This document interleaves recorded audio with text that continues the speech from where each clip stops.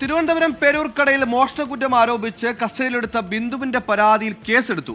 ബിന്ദുവിനെതിരെ പരാതി നൽകിയ ഓമന ഡാനിയൽ, മകൾ നിഷ, ബിന്ദുവിനെ കസ്റ്റഡിയിലെടുത്ത SI പ്രസാദ്, ASI പ്രസന്നൻ എന്നിവരെ പ്രതിയാക്കി പേരൂർക്കട പോലീസാണ് കേസെടുത്തത്. SC കമ്മീഷന്റെ ഉത്തരവിനെ തുടർന്ന നടപടി. മേഘ്ന മുരളി തിരുവനന്തപുരത്ത് ചേർന്നു. മേഘ്ന, നേരത്തെ ഡിവൈഎസ്പിയുടെ നേതൃത്വത്തിൽ അന്വേഷണം നടത്തണമെന്ന് ഈ കേസുമായി ബന്ധപ്പെട്ട് നിർദ്ദേശമുണ്ടായിരുന്നു.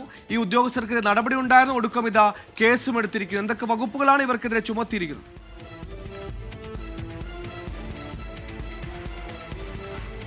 ഈ സംഭവത്തിന് ആസ്പദമായ ഒരു ദളിത് സ്ത്രീക്ക് ഒരു പീഡനം സംഭവിക്കുന്നത് ഏപ്രിൽ 23-നാണ്, കഴിഞ്ഞ മാസമാണ്. അതിനുശേഷമാണ് ഈ ഒരു പീഡന വാർത്ത, പോലീസ് സ്റ്റേഷനിൽ വെച്ച് നടന്ന പീഡന വാർത്ത പുറത്തു വരികയും ചെയ്യുന്നത്. അതിനുശേഷം അതിൽ നിരവധി നടപടികൾ ഉണ്ടാകുന്നു. അതുപോലെ തന്നെ ബിന്ദുവിൻ്റെ പരാതിയിൽ ഈ പോലീസ് സ്റ്റേഷനിൽ ഉണ്ടായിരുന്ന ബിന്ദു പരാതി ഉന്നയിക്കുന്ന 2 പോലീസുകാർക്ക് സസ്പെൻഷൻ ലഭിക്കുന്നു. അതുപോലെ തന്നെ ഈ പരാതി വ്യാജമാണ്, അതായത് ഈ വീട്ടുടമസ്ഥ നൽകിയിട്ടുള്ള പീഡന പരാതി വ്യാജമാണെന്നും കണ്ടെത്തിയിരുന്നു.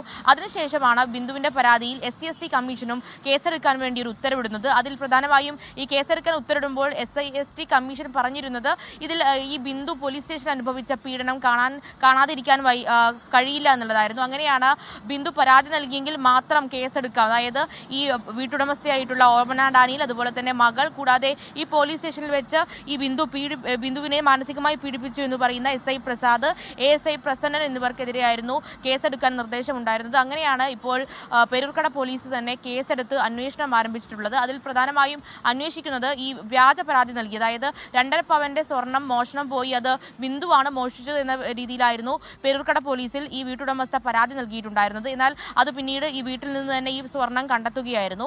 അങ്ങനെ ഈ പരാതിയിന്മേലാണ് ഒരു പീഡനം ഉണ്ടാവുകയും കൂടാതെ ഭീഷണിപ്പെടുത്തുകയും അസഭ്യവർഷം നടത്തുകയും ഒക്കെ ഈ പേരൂർക്കട പോലീസ് സ്റ്റേഷനിൽ വെച്ച് നടന്നത്. അതിലാണ് ഇപ്പോൾ കൂടുതൽ നടപടികൾ ഉണ്ടാകുന്നത്. അതിൽ SC കമ്മീഷന്റെ ഉത്തരവ് പ്രകാരമാണ് ഇപ്പോൾ ഒരു കേസെടുക്കാൻ, അതായത് ഈ വ്യാജ പരാതി നൽകിയ ഓമന ഡാനിയൽ, അതുപോലെ തന്നെ മകൾ, അതുപോലെ ഇപ്പോൾ സസ്പെൻഷനിൽ തുടരുന്ന 2 പോലീസ് ഉദ്യോഗസ്ഥർ എന്നിവർക്കെതിരെ കേസെടുക്കാൻ ഇപ്പോൾ നിർദ്ദേശമുള്ളത്. അതിന്റെ അടിസ്ഥാനത്തിലാണ് ഇപ്പോൾ പേരൂർക്കട പോലീസ് തന്നെ കേസെടുത്ത് അന്വേഷണം ആരംഭിച്ചിരിക്കുന്നത്. മറ്റുള്ള വീടുകളിൽ അടുക്കളപ്പണി ചെയ്ത് അന്നം തേടിയിരുന്ന ഒരു പാവത്തിന്, ഇല്ലാത്ത മോഷണക്കുറ്റത്തിന്, ഒരു ദിവസം മുഴുവൻ സ്റ്റേഷനിൽ പിടിച്ചിരുത്തി നടത്തിയ ധിക്കാരത്തിന്, ധാർഷ്ട്യത്തിന് നീതി ലഭിക്കണം. മേഘ്ന മുരളിയാണ് വാർത്തയുടെ വിശദാംശങ്ങൾ നൽകിയത്.